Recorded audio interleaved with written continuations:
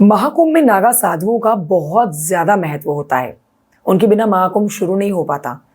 परंपरा के मुताबिक सबसे पहले नागा साधु ही अमृत स्नान करते हैं और उसके बाद बाकी के श्रद्धालु स्नान करते हैं। लेकिन क्या आप जानते हैं, कई नागा साधु महीनों या फिर सालों तक नहीं नहाते हैं। इसके पीछे एक खास वजह है। नागा साधुओं का मानना है कि राख यानी कि भस्म का लेप और ध्यान योग से शुद्धि होती है, इसीलिए वो सिर्फ भस्म या फिर धुनी ही बदन पर लगाए रखते हैं। नागा साधु अपनी साधना में शरीर की बाहरी शुद्धता से अधिक आंतरिक शुद्धता पर ध्यान केंद्रित रखते हैं। लेकिन दोस्तों, ये सवाल सबके मन में होता है, नागा साधु महीनों या फिर सालों तक क्यों नहीं नहाते हैं, क्यों रहते हैं पानी से दूर, और इसके आगे की प्रक्रिया क्या होती है। तो इस पर मैं आपको विस्तृत जानकारी दे रही हूँ, वीडियो को अंत तक देखिएगा। देखिए, कुछ साधु नियमित अंतराल पर स्नान करते हैं, विशेषकर अगर उनकी साधना की परंपरा इसकी अनुमति देती है तो। नागा साधुओं के स्नान का कोई सटीक नियम या फिर समय निर्धारित नहीं होता, क्योंकि ये उनकी साधना परंपराओं और व्यक्तिगत तपस्या पर ही पूरी तरह से निर्भर करता है।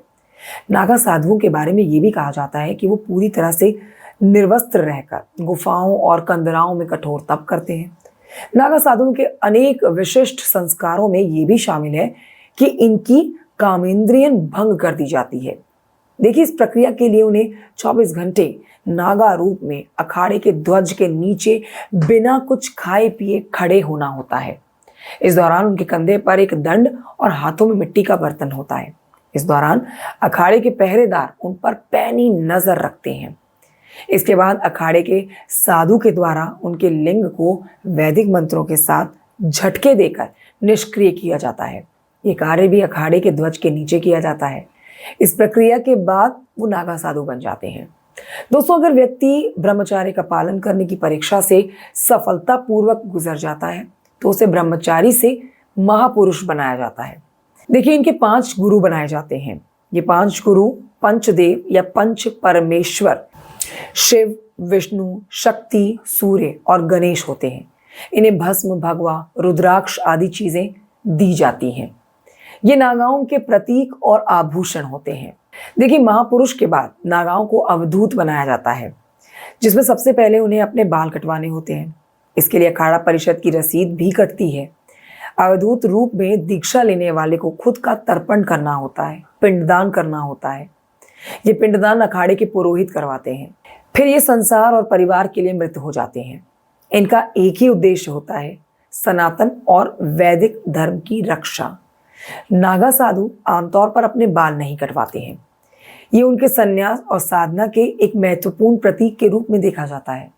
बाल नहीं कटाना इस बात का प्रतीक है दोस्तों कि उन्होंने सांसारिक बंधनों, इच्छाओं और भौतिक सुख सुविधाओं को त्याग दिया है। ये उनकी साधना और तपस्या का हिस्सा होता है। हिंदू मान्यताओं के अनुसार बालों को बढ़ने देना और जटाएं बनाना आध्यात्मिक ऊर्जा को संरक्षित करने में सहायक होता है। इसे ध्यान और योग में लाभकारी माना जाता है। बाल और दाढ़ी को बढ़ने देना उनके प्रकृति से जुड़ाव और जीवन की सरलता का प्रतीक है। नागा साधु अपने बालों को जटाओं में रखते हैं। ये शिव के प्रति उनकी भक्ति और साधना का संकेत है, क्योंकि भगवान शिव को जटाधारी यानी कि जटाएं धारण करने वाला कहा जाता है।